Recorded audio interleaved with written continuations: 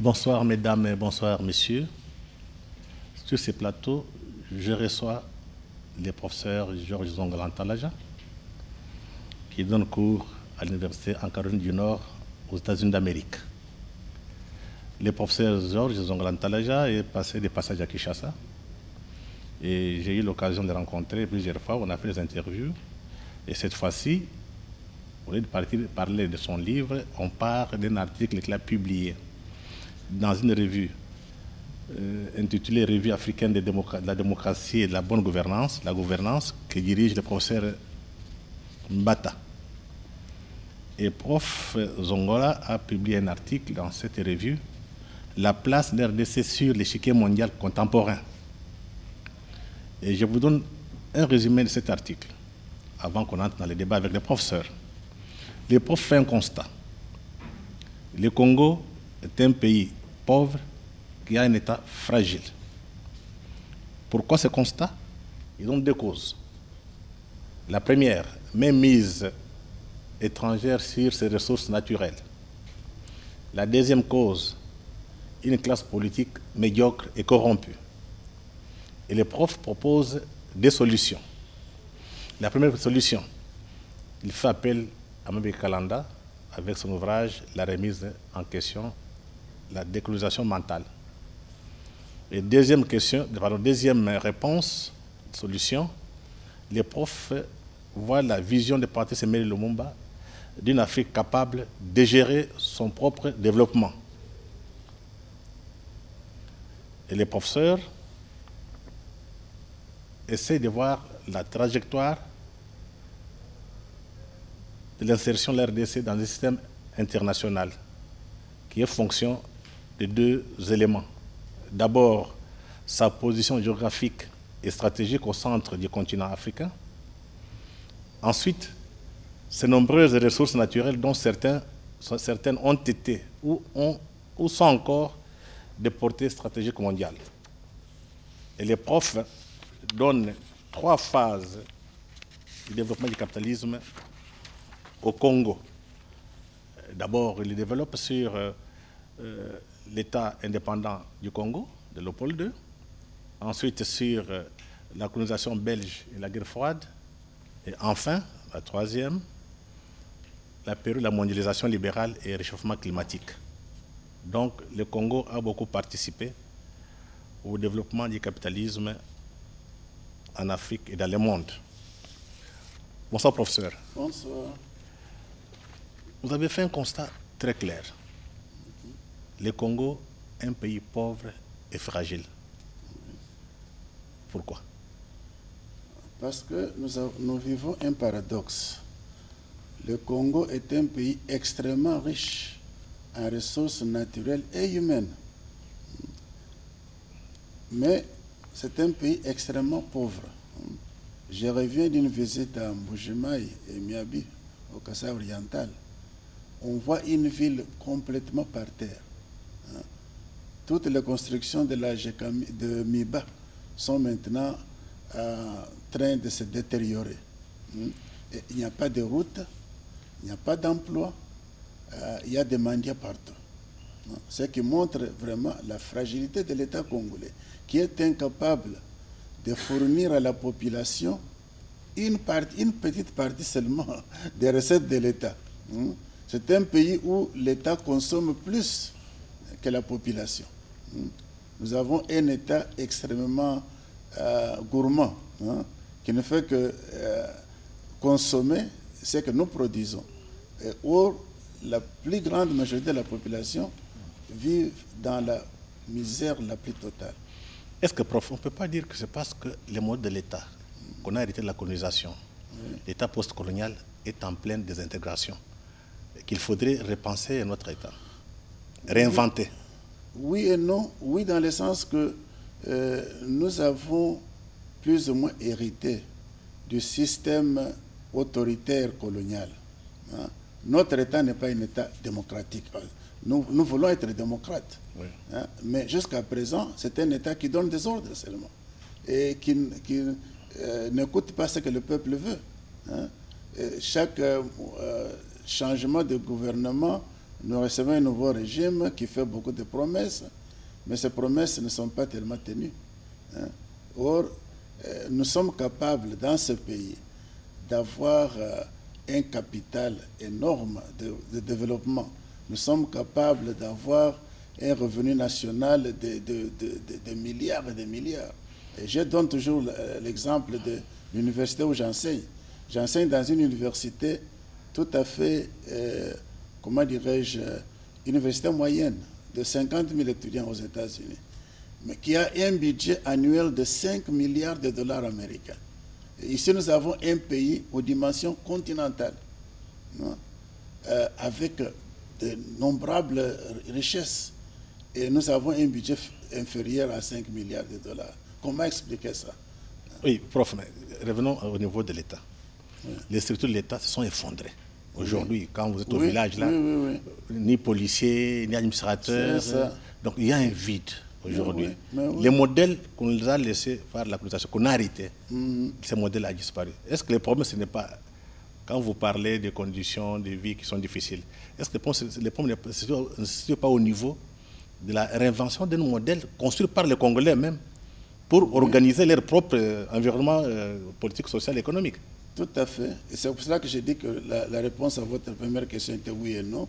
Oui, dans le sens que nous avons hérité certains mécanismes de gouvernance de la colonie.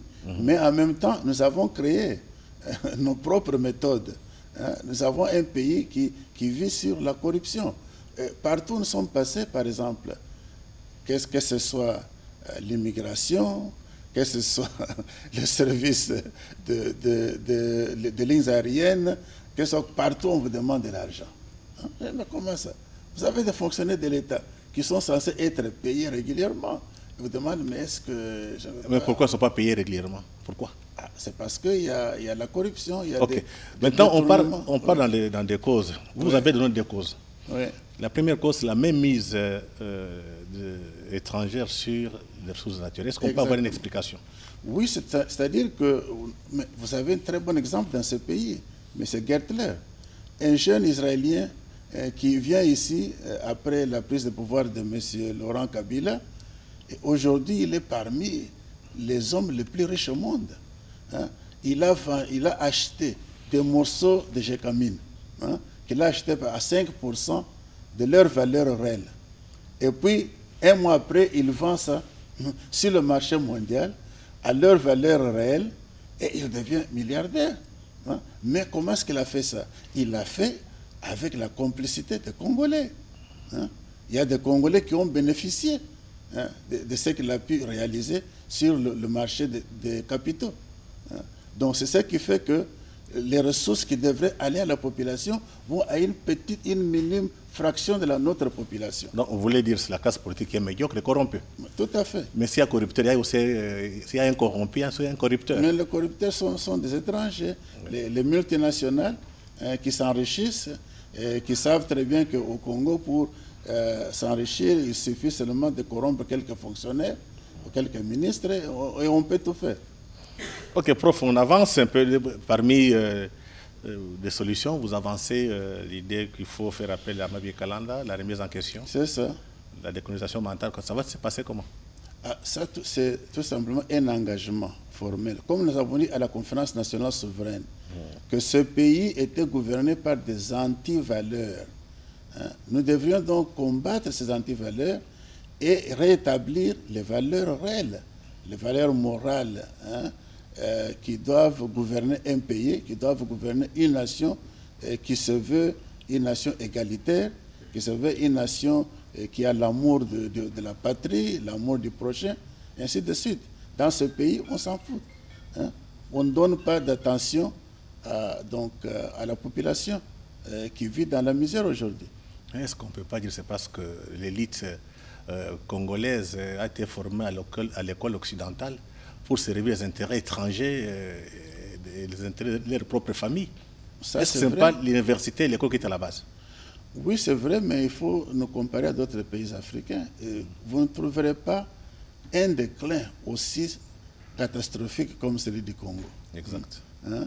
Ce qui fait que nous pouvons quand même nous organiser et faire tout de sorte que l'État soit en mesure de contrôler le fonctionnement de l'administration. Mais prof, ça pose un problème. Vous dites, nous sommes le seul pays, quand on vient ici, on trouve qu'il y a tellement de désordre, l'État s'est effondré. Ouais. Il y a d'autres pays africains, ça fonctionne. Est-ce qu'on ne peut pas dire que le Congo est sur les traces de l'Haïti? Parce que l'Haïti a eu l'indépendance, ça fait 200 ans. Mais regardez là où ils sont. Est-ce que le Congo n'est pas sur les traces de l'Haïti? Ah oui, on risque d'y arriver si nous ne prenons pas garde. De sorte que l'Haïti a eu son indépendance en 1804. Ouais. Hein, donc ça fait 200 plus presque 20 ans. Mais ils sont encore extrêmement pauvres. Et nous pouvons y arriver. Donc c'est pour cela que nous devons prendre vraiment conscience du défi auquel nous avons affaire pour que nous puissions rétablir le contrôle de l'État, nous puissions rétablir, comment dirais-je, des valeurs réelles qui puissent gouverner l'ajustement des autorités et des fonctionnaires. Oui, c'est aussi pour dire, peut-être s'il y a l'Haïti comme, le Congo sera comme l'Haïti, c'est parce qu'il y a une main noire extérieure. C'est comme si on avait décidé que l'Haïti ne soit pas stable, ne se développe pas par des forces obscures. Mais oui, dans le cas de Haïti, les États-Unis ont envahi ce pays à plusieurs reprises, dans une totalité de 100 ans, sous le contrôle des États-Unis. Aujourd'hui même, les décisions qui viennent d'être prises la semaine passée, par exemple, pour établir qui sera Premier ministre consort, c'est Washington qui prend toutes ces décisions. Donc, c'est qui veut dire que si nous aussi, nous nous mettons comme dépendants de l'Europe et de l'Amérique, nous allons aboutir à là où Haïti se trouve aujourd'hui. C'est la raison pour laquelle, parmi les solutions, vous parlez de la vision panafricaniste des partis Sémé Lumumba. Absolument. Pour créer un rapport de force. C'est un peu de prendre notre destin en main. Donc, qu'est-ce que l'on peut apporter sur le plan organisationnel? Tout d'abord, du patriotisme. Oui. Une des choses qui manque à ce pays, c'est du patriotisme. Vous avez des dirigeants qui pensent qu'ils peuvent tout faire, ils peuvent tout détruire, donc ils ne songent qu'à eux-mêmes, ils ne songent pas au pays. Donc il faut du patriotisme. Il faut de l'unité nationale. Au lieu de s'entrechirer avec le tribalisme et tout cela, nous devons être capables de considérer chacune des Congolais, Congolaises et Congolais comme étant des êtres qui ont droit à une place honorable dans ce pays et non pas à les marginaliser en tant que parce qu'ils viennent de telle ou telle ethnie et ainsi de suite. Ok, prof, voyons maintenant la trajectoire d'insertion de la RDC dans le système international. Ça s'est passé comment? Mais comme je l'ai dit, c'est donc les trois périodes que vous avez citées, et notamment la période léopoldienne, où le Congo était pratiquement la propriété d'un individu, avec ses partisans dans les multinationales internationales. Ils se sont permis de piller le pays, de contrôler tout. Léopoldien avait même signé un décret où il s'attribuait les terres dites vacantes, comme son territoire privé, ainsi de suite. Donc cela a abouti vraiment à un pillage extraordinaire, qui a fait quoi? Plus de 10 millions d'habitants sont morts à cause de cela. Donc ça a vraiment appauvri le pays et ça a créé donc l'héritage colonial belge. Les Belges, certainement, ils ont diminué le niveau de violence, mais le système est resté intact. C'est un système d'exploitation, un système d'oppression qui a continué. Est-ce qu'on peut dire que les malheurs du Congo aujourd'hui, c'est cet héritage colonial? Parce que dès le départ, le Congo était considéré comme une entreprise. Tout à fait. Avec un gérant comme Léopold II, oui. Pour les multinationales, et ça continue jusqu'à aujourd'hui. Mais ça continue. On a vu avec M. Mobutu, par exemple, où il y avait les dons du roi. Lui avait les dons du président de la République. Il se considérait comme étant le propriétaire du pays. Il pouvait tout faire. Il a zaïrianisé les entreprises de Ouest africains, des Grecs, des Libanais, des Pakistano-Indiens, et ainsi de suite. Donc, vous avez cette mentalité que l'État vous appartient. Or que l'État doit être une structure. C'est un héritage colonial. Léopold aussi disait Exactement. l'État c'était lui. Mobutu a dit l'État c'est moi. Exactement. Rien n'a changé. C'est ça.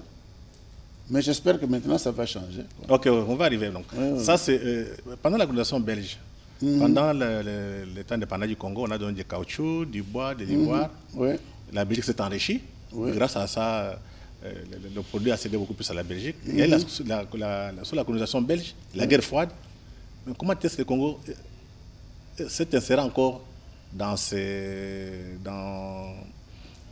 monde qui est dominé par les puissances occidentales? Oui, il faut vous rappeler que pendant la colonisation belge, la présence occidentale était extrêmement forte. On a eu des intérêts américains, des intérêts allemands, des intérêts français, des intérêts britanniques. Ils étaient tous ici.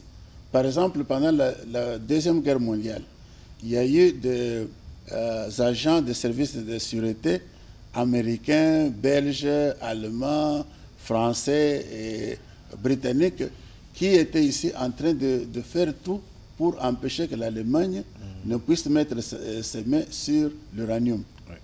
Après, donc à la fin de la guerre, il y a eu la guerre froide à partir de 1947. Maintenant, on devait faire la même chose contre les soviétiques.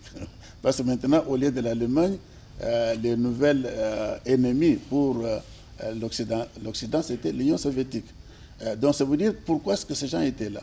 C'est parce qu'ils ont compris que le Congo était une nation extrêmement stratégique. Le fait que nous avions non seulement le cobalt et le cuivre, mais aussi l'uranium, nous mettait à une position de pouvoir contribuer à le moyen de guerre, à contribuer donc à la puissance militaire des États comme les États-Unis. Donc c'est ainsi que les États-Unis ont, à partir des années 40, compris qu'il fallait avoir leurs pieds ici. Et il fallait tout faire, que tout régime qui vienne au pouvoir soit un régime sur lequel ils peuvent avoir de l'influence. Est-ce que c'est leur faute? Mais je crois que comme c'était une colonie, nous n'avions rien à faire, nous ne pouvons rien faire. Mais une fois que nous sommes devenus indépendants, c'était ça la lutte de Lumumba. Lumumba dit que notre pays doit être un pays réellement indépendant. Un pays qui puisse contrôler ses ressources naturelles, non pas pour servir les intérêts autres que les intérêts des Congolais, mais pour améliorer les conditions de vie des Congolais. Et ça, on n'a pas aimé. Donc, on a pris notre uranium, notre cobalt, c'est ça, tout à fait. Les cuivres, oui. Mais le Congo est resté pauvre et la Belgique s'est enrichie. Absolument. Okay. Prof, passons à la troisième période ici, c'est que nous vivons actuellement. Oui. Nous avons pas une période de la mondialisation libérale, il y a le réchauffement climatique. Oui. On a besoin de la forêt, de l'eau, les minerais stratégiques étaient rares. Et nous avons tout ça. On a tout ça. Comment expliquer qu'on connaît tout ça et qu'on soit incapable de nous organiser? C'est le leadership. Nous avons un leadership médiocre qui ne voit que ses intérêts personnels et qui ne songe pas à l'avenir. La plupart de nos leaders n'ont pas une vision pour l'avenir du pays. Ils ne voient pas. Lumumba, par exemple, avait une vision. Il a vu un Congo uni, stable, et un Congo qui pouvait se développer et devenir l'engin pour le développement de tout le continent africain. C'est pour cela qu'il a eu vraiment le soutien de Kwame Nkrumah. Nkrumah a trouvé en Lumumba vraiment. C'est pour cela que Kwame Nkrumah, par exemple, avait décidé que donc la fédération Congo-Ghana devrait avoir comme sa capitale Léopoldville, Kinshasa. Parce qu'il a vu que rien ne peut se faire sans le Congo. Mais voilà, maintenant, nous sommes très loin d'être le leader de l'Afrique. Est-ce qu'on ne peut pas dire que c'est l'élite intellectuelle qui est médiocre, qui est inconsciente? Parce qu'on ne peut pas quitter les hommes politiques. Les hommes politiques ne produisent pas la pensée. Quand vous venez à Kinshasa, c'est rare de voir les écoles de pensée. Oui, c'est quand il y a des écoles de pensée que les élites politiques vont se ressourcer. Mais oui. Est-ce qu'on ne peut pas dire que la faute, c'est aux élites des gens, non, aux universitaires, aux penseurs et autres? Absolument. Ils ont certainement leur part de responsabilité, mais on ne peut pas donc exonérer les politiciens non plus, parce que ce sont eux qui prennent des décisions. Certainement, les élites peuvent les réconforter, comme on a vu, autour de Mobutu, il y avait des jeunes gens, donc ressortissants de l'université Lovanium, qui allaient directement du mont en bas à la présidence et commençaient à chanter toutes sortes de louanges. Quelqu'un comme Bisengemana qui nous disait par exemple comment Mobutu était plus intelligent que l'agronome. Il comprenait très bien comment le maïs poussait par temps. Donc vous avez eu tous ces courtisans autour des chefs qui leur faisaient comprendre qu'ils avaient tout, ils pouvaient tout faire. C'est dit à quoi comme ça? Parce que peut-être vous avez donné un cours en Ouganda, dans d'autres pays, mais vous n'avez pas cette qualité d'élite. À un moment donné, il y a quand même des gens qui disent non, nous devons faire ça. Pourquoi Absolument. Chez nous, on a ce niveau-là? Oui, mais je crois, je ne sais pas comment expliquer ça. Je ne sais pas comment expliquer le fait que l'intelligentsia congolais continue à être vraiment guidé par l'intérêt de l'argent. Peut-être parce qu'on est mal payé. Mais ça ne peut pas s'expliquer. Parce qu'on voit que ceux qui ont beaucoup d'argent volent toujours. Oui, exactement. Mais comment expliquer ça? Parce qu'on vole, parce qu'on n'a pas d'argent. Mais on en a beaucoup, pourquoi on vole encore? Oui, une fois qu'on vole, on est habitué. Donc, prof, à vous entendre parler, il n'y a pas d'avenir. Mais l'avenir est toujours possible parce que nous avons quand même de la vision. On a la vision de Tshisekedi Mulumba, par exemple, qui, lui aussi, comme Lumumba, avait cette vision d'un pays réellement indépendant, d'un pays qui ne va pas attendre que l'Occident lui dise ce qu'il faut faire. Et on a vu comment il a été combattu à la conférence Nations souveraines, par exemple, et par après, parce qu'on se voit, ah, celui-là, il est trop têtu, il est trop radical, ainsi de suite. Mais quand on dit ça, on dit, voilà, c'est l'homme qu'il faut supporter, parce que c'est quelqu'un qui a l'intérêt du peuple au cœur. Ceux qui n'ont pas l'intérêt du peuple sont prêts à tout faire pour les grandes puissances, parce que pour eux, l'essentiel, c'est d'être soutenu par l'Occident. Prof, voyez maintenant la situation actuelle. Comment voyez-vous la présence du président Tshisekedi, d'abord à l'Union africaine, et ensuite en RDC, et c'est la place de RDC sur l'échiquier mondial contemporain? Oui. Comment vous voyez ça? Oui, Tshisekedi a été sélectionné comme président de l'Union africaine parce que la plupart de ses pairs ont été impressionnés par le fait que voilà un jeune homme qui vient au pouvoir et qui a vraiment le souci de changer le Congo. Et on a trouvé que c'était vraiment quelqu'un de bien, comme vous avez suivi par exemple sa visite en Guinée-Conakry, oui. Où le président Alpha Condé dit mais c'est mon fils, parce qu'on a connu son père, on a vraiment apprécié son père, qu'on considérait comme un autre Mandela, et voilà, et qui n'a pas eu l'occasion de diriger le pays, mais son fils est là, et donc on espère qu'il aura certainement appris quelque chose de son père, et donc c'est quelqu'un en qui on peut avoir confiance, que compte tenu de son apprentissage politique, il pourrait conduire le Congo à de meilleurs avenirs. Le prof, dernièrement, le dernier voyage du président Tshisekedi, il est passé par le Ghana. Oui. Après le Ghana, il a fait la Guinée. Oui. Après la Guinée, il a fait la Guinée-Bissau. Oui. Ce n'est pas significatif. Oui, c'est très significatif. D'autant plus qu'en Guinée-Bissau, on lui a décerné le prix Amilcar Cabral. Et vous savez, vous m'avez posé la question l'autre jour, pourquoi Cabral? Oui. Moi, je considère Cabral comme étant l'un de nos meilleurs intellectuels africains. Vraiment quelqu'un qui avait une très bonne vision de l'avenir de l'Afrique et qui supportait vraiment des gens comme Lumumba. Il a rencontré Lumumba à Accra, à la première conférence panafricaine de décembre 1958. Et c'est quelqu'un qui, dans ses écrits, vous voyez sa passion pour l'Afrique. Et vous voyez son pays, le Cap-Vert, c'est un des pays qui est le mieux organisé en Afrique aujourd'hui. Malheureusement, la Guinée-Bissau, qui est aussi son pays, il y a eu trop de désordres, en partie à cause du trafic de drogue. Parce qu'il y a beaucoup de militaires et de policiers qui sont impliqués dans le trafic de drogue. Et ce qui fait maintenant, les gens luttent pour le contrôle de ce trafic. Donc on peut dire que l'arrivée du président Tshisekedi à l'Union africaine, à la tête du Congo aussi, inaugure quand même un espoir. Oui, absolument. Bien qu'il ne faut pas vraiment exagérer l'importance de la présidence de l'Union africaine. On est là pour 1 an seulement.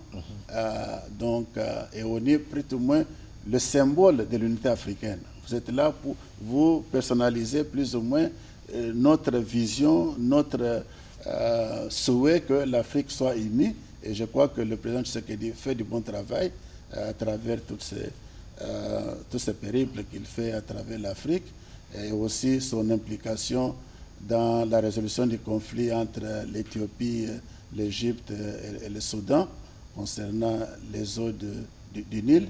Oui, oui. Mais je crois que l'essentiel, c'est ce qu'il fait ici au Congo. Parce que c'est ça qui va changer le Congo et l'Afrique. Avez-vous l'impression que l'élite congolaise comprend sa vision? Ça, je ne sais pas. Non, non, non, pas parce que pour le moment, vous savez, notre pays est depuis Sun City guidé par une seule idée: partage équilibré, équitable des postes. C'est tout ce qu'il y a. Hein. L'union sacrée, c'est quoi? Hein? La majorité des gens de l'union sacrée viennent du camp Kabila. Donc pourquoi est-ce qu'ils sont passés du camp Kabila à l'union sacrée? C'est parce qu'ils cherchent des postes. Hein. Donc je ne vois rien d'autre que ça. Donc si on ne change pas, c'est là où Mavika Galand est très important. Hein. Donc le changement de mentalité est indispensable. Parce que sans changer les mentalités, on n'ira nulle part. Hein. On va toujours continuer à jouer ce rôle. Hein. Aujourd'hui, on est dans ces camps, de l'autre à l'autre. D'ailleurs, comme j'ai vu dans un des journaux, je me rappelle que pendant le week-end, on parlait du fait que l'union sacrée d'aujourd'hui n'est pas tellement différente de l'union sacrée de 92. Pourquoi? Parce que, vous savez, par exemple, et vous savez, dans mon livre, là, j'écris que il y a eu l'infiltration des loups dans la bergerie. Hein? Les gens qui se disaient ils sont là dans l'union sacrée, mais qui combattaient Tshisekedi. Donc ils étaient là, non pas parce qu'ils étaient convaincus que l'union sacrée était la voie indispensable pour notre salut, mais c'est parce qu'ils voulaient tout simplement avoir un pied dans l'organisation du pouvoir pour pouvoir aller de l'avant et avoir de meilleures positions. Donc votre analyse sur l'union sacrée n'est pas tellement bonne? Non, non, pas du tout. Et à la place, qu'est-ce que vous allez proposer? Non, non, non, c'était indispensable ce qu'il a fait. C'est-à-dire qu'il fallait tout d'abord se débarrasser de la tête, donc de Kabila. Et puis maintenant, parce que la plupart des gens qui étaient là n'étaient pas vraiment convaincus de ce que Kabila faisait. Ils n'étaient pas d'accord. Mais ils étaient là parce que c'est ça la voie à avoir des postes et de l'argent. Mais ils n'ont pas abandonné cette position de considérer le pouvoir comme possibilité de s'enrichir. Parce que de nous qui avons fait des études humanitaires et qui sommes engagés pour l'avenir du pays, nous considérons le pouvoir comme une opportunité pour rendre service à la nation, hein, pas pour s'enrichir. Hein. J'ai fait 8 ans à la commission électorale. On nous a donné 2 avances de traitement. Jusqu'à aujourd'hui, je n'ai pas mon salaire. Mais vous êtes bien payé en Amérique. Ah, mais ce n'est pas ça. Quand ce moment-là, je n'étais pas payé en Amérique parce que j'étais en mise en disponibilité. Je n'avais pas de salaire. Donc j'ai dû survivre sur mes économies. Ce qui m'a fort appauvri. Mais que répondez-vous aux gens qui disent que vous avez tous fui la misère ici et vous réfugiez en Amérique, vous abandonnez les pays et puis vous venez tout simplement parler et donner des leçons? Non, je n'ai pas fui le pays parce que j'ai travaillé au Congo à 3 reprises. J'étais professeur à l'Université libre du Congo à Kisangani en 1971, professeur et même vice-doyen, un des vice-doyens le plus jeune et vice-doyen de la plus grande faculté de l'UNASA, la faculté de sciences sociales à Lubumbashi. Hein. Donc j'ai travaillé à Lubumbashi en 1971, 1973. Je suis revenu au Congo en 1992. Je voulais rentrer après ma thèse de doctorat en 1975. Je voulais rentrer. C'est le professeur Moudimba qui me dit, mais Mais tu es fou, quoi. Tu ne te rappelles pas ce qui est arrivé à toi, le Lubumbashi? Toutes ces interrogations par la sûreté, l'intimidation et tout ça. Ah, j'ai dit, bien, peut-être tu as raison, je vais voir. Alors, et puis, j'avais des membres de famille qui connaissaient bien les livres noirs de la sûreté. On me disait, ah, oncle, si vous venez ici, c'est au cachot. Hein? Et vous avez fui? Non, non. Vous avez eu peur, quoi? Oui, oui, enfin, certainement, avec, étant marié, avec des enfants, il faut considérer tout cela. Alors, mais je suis revenu en 91 pour la conférence nationale. Je n'ai pas été admis à la conférence, malgré les promesses de Mulumba Lukoji et son cabinet. Mais en 92, j'ai été coopté. Donc, un de soi-disant personnalités scientifiques de renom international. Donc, je suis venu en avril 92 et j'ai fait 8 mois à Kinshasa. Et puis, j'ai été rappelé par Kiba Samaliba, on me dire que non, nous avons décidé que c'est toi qui es la personne la plus indiquée pour devenir président de la commission électorale. Je suis venu ici, on a prêté serment le 1er janvier, mais Mobutu a opposé son veto. Il a dit que non, non, celui-là c'est un radical. Il est pro-Tshisekedi, on ne va pas le mettre à la présidence. Mais j'ai quand même travaillé comme le numéro 2 de la commission électorale pendant 8 mois. Et prof, est-ce que si aujourd'hui, tous les intellectuels congolais, les Mujimbe, vous là, les autres, puis Songanou Kacham, oui. Si aujourd'hui vous étiez restés ici nombreux, oui. Pensez-vous que Mobutu allait installer une dictature? Parce que c'est votre départ qui a fait que Mobutu ait les mains libres. Non, mais la dictature existait déjà. D'ailleurs, par exemple, il a nommé Mudimbe au comité central du MPR sans l'avoir consulté. Mudimbe a fui le pays à cause de ça. Heureusement pour lui que son épouse, on lui avait offert une bourse aux États-Unis, bourse donc, comme professeur visiteur. Ouais. Donc, Mudimbe a trouvé un bon moyen pour aller aux États-Unis. Donc, on peut dire que vous avez difficile à accepter les sacrifices. Non, non, non, oui. on a accepté des sacrifices. Par exemple, moi, quand j'ai terminé mes études de doctorat, oui. On m'a offert un poste de professeur à une université américaine. J'ai dit, pas du tout, non, non, non, je dois rentrer au Congo. Je suis rentré. Hein? Je suis rentré au Congo. Et on a souffert à Kisangani, à Lubumbashi, on a eu des problèmes de logement et tout ça, mais on a tenu le coup. Hein? Je suis rentré aux États-Unis uniquement pour rédiger ma thèse de doctorat. Hein? Donc, je comptais rentrer, mais enfin, j'ai changé de mentalité. Je ne croyais pas que ça allait durer autant d'années. Hein? Ça a duré plus de 17 ans et demi. Donc, on peut dire que Félix Tchichi, c'est un héros. Absolument. Parce qu'il a vécu dans des conditions difficiles. Donc, absolument, mais bien sûr. Jusqu'à mourir opposant. Mais oui. Et vous tous, vous avez fui. Enfin, c'est relativement parlant. Mais nous avons continué à aller aux États-Unis. Tu sais que, par exemple, quand il venait aux États-Unis, mais c'est moi qui l'accompagnais au département d'État. C'est moi qui prenais des rendez-vous auprès du département d'État, la Banque mondiale, avec des ONG de droits de l'homme, démocratie, ainsi de suite. Ouais. Donc, il était vraiment reconnaissant de tous ces services qu'on lui a rendus. Prof, maintenant, voyons l'avenir. Oui. Je pense qu'on a eu un passé douloureux. Comment voyez-vous l'avenir avec la contribution des penseurs et des intellectuels? Parce que ce qui manque en Afrique, le Congo en particulier, ce sont les écoles de pensée. Oui, oui. Comment voyez-vous les choses? Parce qu'après tout, il faut quand même que les intellectuels africains et Congolais travaillent. Oui. Il y a un vide. Tout à fait.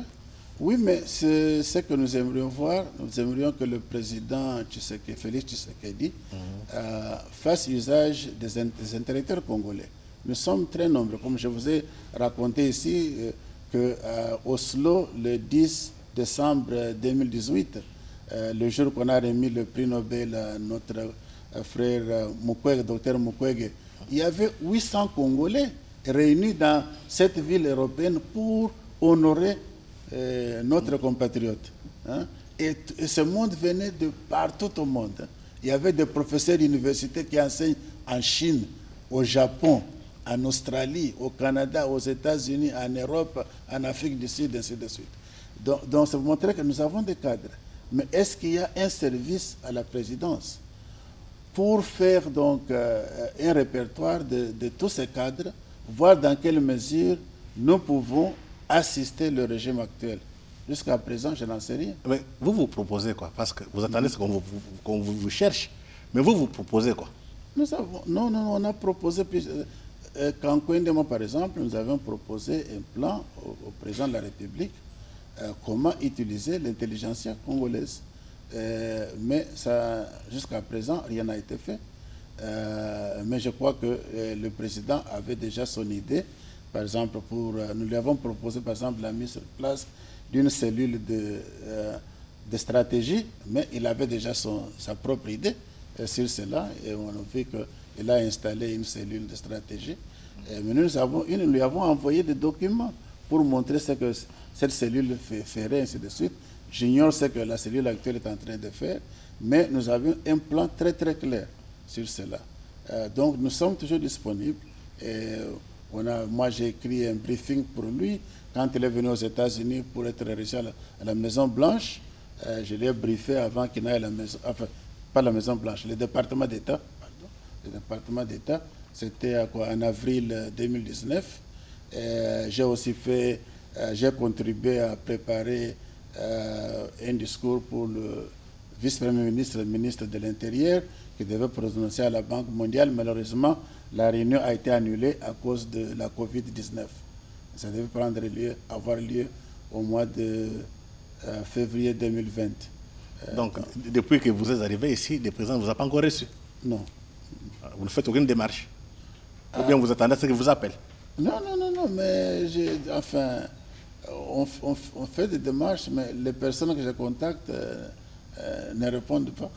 J'espère qu'il va suivre notre débat. Il pourra peut-être vous appeler pour discuter avec lui. Je serai très heureux de le voir. En tout cas, merci beaucoup, professeur. Nous espérons que vous qui êtes passé par l'école moderne, l'école des Blancs, vous allez sauver nos parents qui vivent encore dans la forêt, dans la misère incommensurable. Parce que ça ne servait à rien d'aller à l'école, sinon on serait tous des commerçants. Absolument. En tout cas, mesdames et messieurs, nous arrivons à la fin de notre entretien avec le professeur Zongola Ntalaja, qui est professeur à l'université en Cameroun du Nord. Nous espérons que vous avez suivi et vous tirerez des leçons de l'histoire. Une fois de plus, merci et à la prochaine.